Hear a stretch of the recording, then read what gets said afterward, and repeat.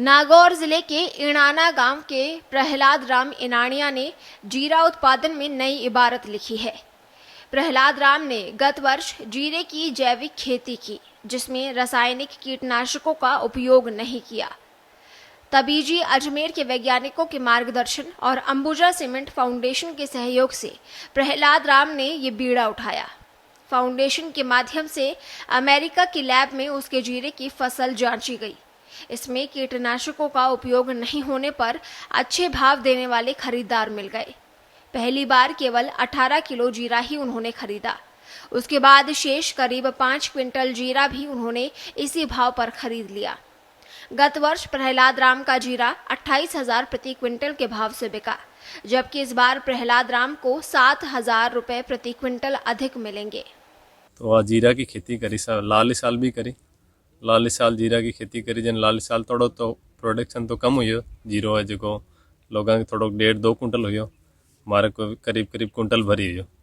तो भी में थोड़ी कमियां भी रहेगी, लेकिन भाव है जो बहुत बढ़िया भाव मिलगा। जीरो एक्सपोर्ट होगो भी में 28,000 रुपये क्विंटल का भाव मिलगा, तो थोड़ा का भी ज़्यादा भाव मिलना फ़ायदा होगा।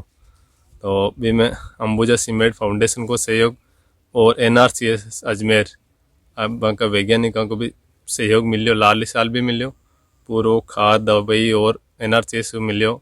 और इस साल भी एक प्रोजेक्ट है NRCS और अंबुजा सीमेंट फाउंडेशन को, तो वो प्रोजेक्ट में मैं जुड़ और जैविक खेती और इस साल भी और जीरा की खेती जैविक खेती करी हूँ, जिसमें कोई पेस्टिसाइड को नहीं डालेड़ो। मैं वही ट्राइकोडर्मा विरिडी है, बवेरिया बेसियाना है, सब पूरा एकदम कोई पेस्टिसाइड की भी काम नहीं लियो। इनमें डॉक्टर सियाराम जी मीणा साहब और कृष्णकांत जी को बहुत मार्गदर्शन मिले, माने गब्बर सिंह जी को अंबुजा सीमेंट फाउंडेशन।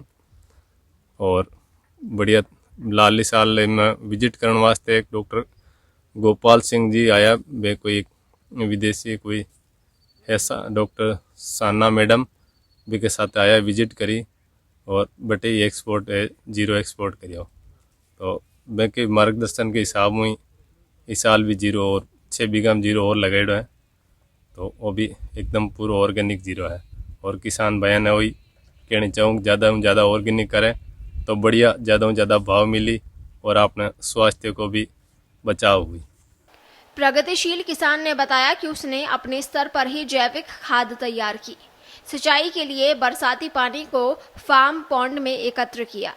तबीजी अजमेर से जीरे का बीज प्राप्त किया। उन्हीं के मार्गदर्शन में जैविक विधि से ही विभिन्न बीमारियों का उपचार किया।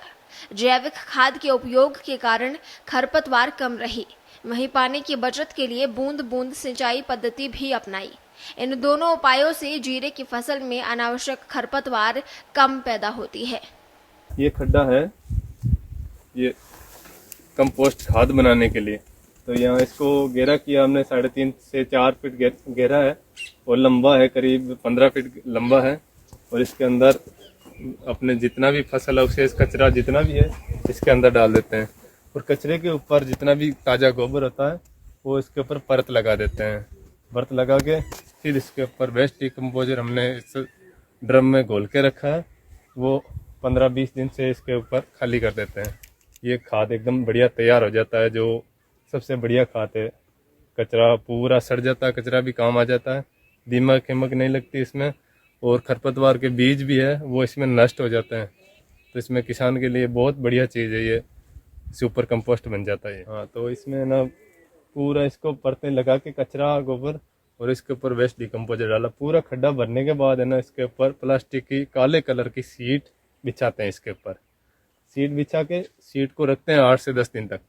वो उस सीट में क्या गर्मी होगी ज़्यादा काले कलर की वजह से, तो सारा खरपतवार का बीज जो नष्ट हो जाएगा, उसके बाद में कोई खरपतवार कितने किसान को दिक्कत नहीं आती हमें। तो ये कंपोस्ट तैयार हो जाता हमारा बहुत बढ़िया तरीके। और पानी की मेरे पास पहले कोई सोर्स नहीं था, ट्यूबवेल वगैरह।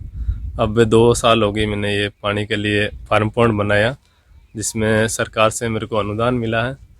और ये 25 बाई 25 मीटर में मैंने ये फार्म पॉन्ड बनाया है। तो इसमें प्लास्टिक शीट बिछाई हुई है। इसमें करीब 5 या 6 बीघा का ऊपर का पानी आता है, खेत का नहीं, ऊपर का कैचमेंट एरिया का पानी आता है, जिससे वही 5-6 बीघा ज़मीन में आराम से मैं सिंचाई कर लेता हूँ। इसमें कोई दिक्कत नहीं है। किसानों को ये पानी के लिए इकट्ठा करके और किसान कर सकते हैं। तो और ये उसके बाद में पिछले साल तो थोड़ा वो फव्वारा लगाया था, उसमें ठीक नहीं रहे, इसलिए ड्रिप लगाया, ड्रिप सिस्टम। इसमें क्या है, कम पानी की बचत हो जाती है और दवाई वगैरह सब इसी से यहीं से दवाई चली जाती है और हमारा समय का बचत हो जाता है सारा। और पाइप को इधर उधर डालना कोई झंझट नहीं है, बहुत कम पानी में ज़्यादा और अच्छी फसल हो जाती है। तो ये पानी बचाने का बढ़िया तरीका है और फसल भी बहुत अच्छी होती है। प्रहलाद राम के साथ साथ इस बार राष्ट्रीय बीजीएम मसाला अनुसंधान केंद्र अजमेर के वैज्ञानिकों के मार्गदर्शन में इनाना गांव के 25 किसानों ने जैविक जीरे की खेती की है। केंद्र के वैज्ञानिक और दूसरे संस्थान मिलकर निर्यातक को किसानों से सीधे मिलवाएंगे ताकि किसानों को अच्छे भाव मिल सके। अनुसंधान केंद्र तबीजी के प्रधान वैज्ञानिक डॉक्टर कृष्णकांत ने बताया कि जीरे की जैविक खेती में इनाना के किसानों को हर संभव सहयोग कर रहे हैं। प्रायोगिक खेती के लिए किसानों में भी उत्साह है। हमारा संस्थान यहाँ पे नागौर में इनाना गांव में किसानों के बीच में जैविक जीरा उत्पादन के लिए कार्य कर रहा है और हम इस तरह से इस प्रोग्राम में 25 किसानों से जुड़े हुए हैं, जिसमें हम सभी किसानों को बुआई से ले करके और कटाई तक जितने भी इनपुट लगने वाले हैं हम इनको फ्री में दे रहे हैं और हम इन्हें अपने संस्थान में विकसित की हुई तकनीकों से अवगत कराएंगे, जिससे ये सक्षम तौर पे जैविक उत्पादन कर सकें जीरे का और अधिक से अधिक उत्पादन कर उसका लाभ ले सकें। इस सिलसिले में हमने यहाँ पे जो चयनित 25 किसानों को बीज तथा उर्वरक की मात्रा दे दिया है, अतः शुरू में इन्हें बीज कैसे उपचार करना है, कौन सी दवाएं दी हैं उसके बारे में भी बता करके शुरू में दवाएं दे चुका हूं। अब आज हम इसमें किसानों को दूसरी बार हम यहाँ पे आने वाले संभावित बीमारी और कीटों के बारे में इन्होंने जानकारी और ट्रेनिंग दी है तथा बहुत सी जैविक उत्पाद जैसे trichoderma viride, Pseudomonas fluorescence, bacillus subtilis और जैविक कीटनाशक, ऐसी तमाम चीज़ों को इनमें वितरित किया है तथा इनकी ट्रेनिंग दी है कैसे हम इसको और मल्टीप्लाई करके खेतों में दे करके अधिक से अधिक लाभ ले सकें, ज़्यादा से ज़्यादा उपज ले सकें। इसके बाद हम इन्हें अंत तक कटाई और कटाई के उपरांत भी हम इनसे जुड़े रहेंगे। जो भी इनकी समस्या आएगी हम यहाँ पे आएंगे, इनसे इंटरेक्ट करेंगे, इनसे बातें करेंगे, उसका समाधान करेंगे और वो समाधान सारा जैविक होगा। इसके बाद कटाई के उपरांत हमारा एक और अप्रोच है कि पोस्ट हार्वेस्ट, कटाई के उपरांत सही तरीके से भंडारण ना करने पे बहुत से